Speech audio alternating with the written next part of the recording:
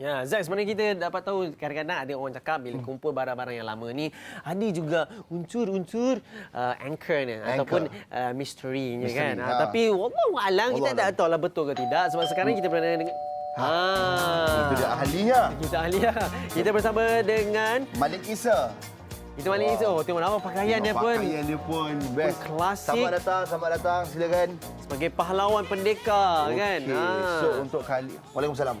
Untuk kali ini senjata lama. Ya. So kita bawa terus orang yang rasanya ahli dia.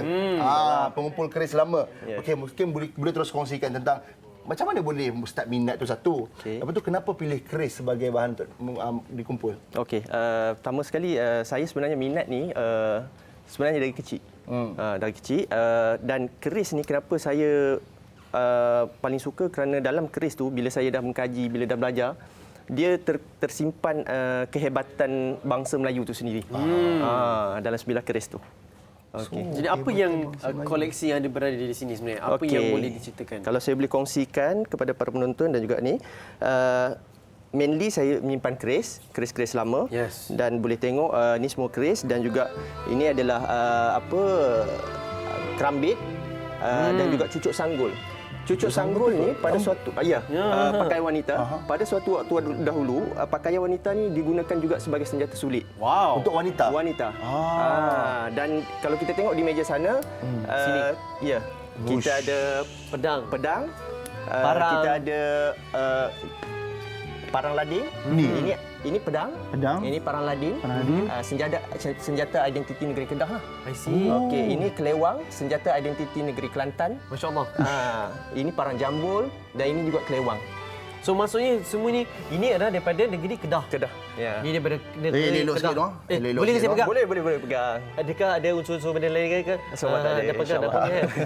pegang. Takut tiba ada. Ni ada daripada Kelantan. Senjata Okey. terasi. Dan yang bila kita sebut pasal negeri-negeri, maksudnya semuanya memiliki identiti. Ya, betul. Apa sebenarnya? Kepahlawanan ke ataupun identiti seni tersendiri? Kalau saya boleh kongsi, senjata Melayu ni, terutama keris dulu sebagai identity card. Pasal zaman dahulu tak ada IC. Okey. Pasal tu kalau kita tengok di sini contoh, pakaian keris ni berbeza-beza. Ya, nampak ada beza. Mungkin saya boleh tunjuk ini. Boleh. Boleh kita angkat? Angkat. Saya nak angkat ini boleh juga? Boleh. Saya Okey, tolong. saya pula angkat yang ini. Okey, boleh. Okey, contoh macam yang saya pegang ini adalah keris tajung. Keris tajung ni adalah Tajung? Keris tajung. Dia dipanggil keris tajung, dia adalah identiti keris Langkah Suka. Wow. Langkah Suka Kedah. Kerajaan Langkah Suka Kedah lama. Kedah lama. Ya, tapi sekarang ni Patani lah. Negeri Patani. Kalau macam yang tuan pegang adalah keris beridentiti pakaian Terengganu. Saya rasa Daripada mana? Terengganu. Terengganu. Dengan hulu ayam teling, pipit teling, dia ada nama-nama dia. Dan yang tuan pegang adalah keris identiti daripada negeri Kelantan. Tuan hamba memakai Ya. daripada jadi maksudnya okey, macam zaman-zaman dulu dia kira pangkat juga keris ni. Ya, pemakaian pangkat dan saya kalau boleh saya kongsikan di sini contoh ini keris Kedah. Okey. Kalau tengok keris Kedah dari segi pakaian dan juga ni identiti dia berbeza-beza. Saya pegang. Boleh.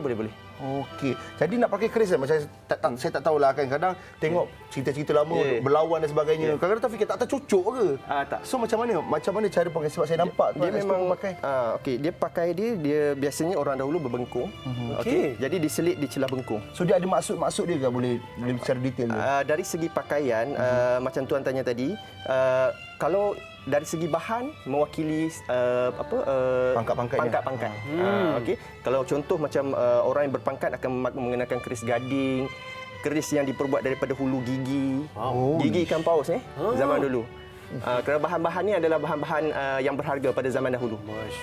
Dia tak macam zaman sekarang kita mudah untuk dapatkan. Dulu kita nak hunting ikan paus dan sebagainya, suatu benda yang sukar.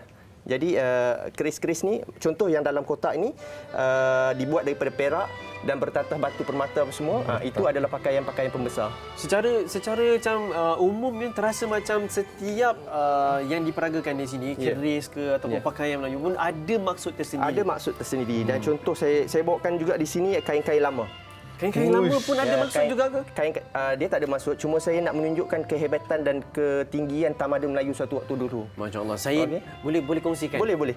Contoh, kalau kita tahu pada hari ini yang kita kenal ada kain songket lah. Betul. Okey, sebenarnya banyak lagi kain-kain Melayu lama. Contoh kain limar. Contoh yang saya bawakan ni limar bersongket daripada Palembang. Ini limar daripada Kelantan dan ini adalah kain pelangi. Kain pelangi daripada mana? Kain pelangi adalah kain Melayu juga. Kain Melayu. Dan juga kain cindai. Okey, Malik, kita nak tahulah ini penonton Borak Kopitiam juga tanya ni. Kita tahu kalau barang-barang lama ni memang tak asing lagi dengan benda-benda mistik. Terutama sekali keris. Keris ni paling famous sekali. Ya. Jadi mungkin Malik sendiri boleh kongsikan ada tak pengalaman-pengalaman atau cerita-cerita yang kita nak dengar, yang kita nak tahu tentang bila kita kumpul barang-barang lama macam pedang macam tu, kerambit dan sebagainya. Ada tak yang boleh dikongsikan? Okey, secara peribadi saya tak ada pengalaman mistik lah nak katakan. Cuma kalau macam orang kata gangguan bunyi guli atas rumah, itu bagi saya biasa.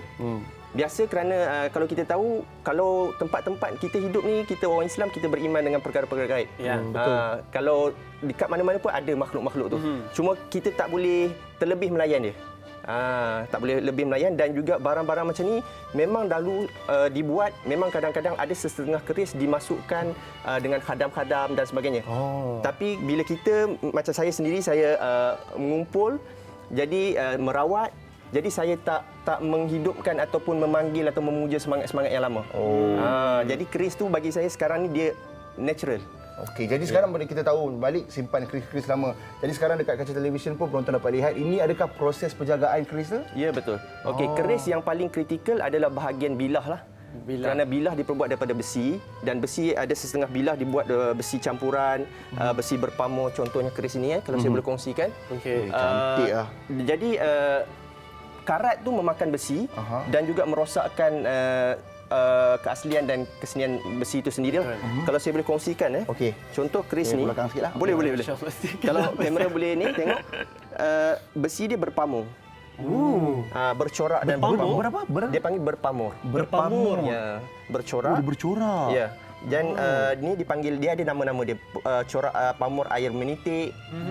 Dan pamor-pamor ni perlu dijaga dan juga diasah dengan limau supaya dia menaikkan seri dia. Untuk guna limau untuk naikkan seri. Ya, maksudnya mencuci karat lah, menghilangkan karat. Sebab limau tu boleh mengikiskan karat-karat. Betul. Limau itu bersifat asid. Okey, terima kasih banyak-banyak Malik. Banyak sebenarnya nak tahu ni sebenarnya. Aduh, tak tak puas puas saya. Sebab saya rasa sebab bab nilai kemelayuan kita mesti nak tahu apa nasihat, pujangga dan sebagainya. Tapi nama siapa nak tahu, mungkin kita boleh tengok pada Instagram, Facebook ke boleh kongsikan? Okey, saya boleh hubungi saya di Facebook Malik Isa, dan juga Instagram saya juga Malik Isa, dan juga saya ada page Pusaka Seri Mergong, yang mana ada sahabat-sahabat yang berminat dengan barang-barang budaya seperti keris, kain-kain Melayu lama, barang hiasan tembaga dan sebagainya, boleh hubungi saya, insya-Allah. Alright. Terima kasih banyak.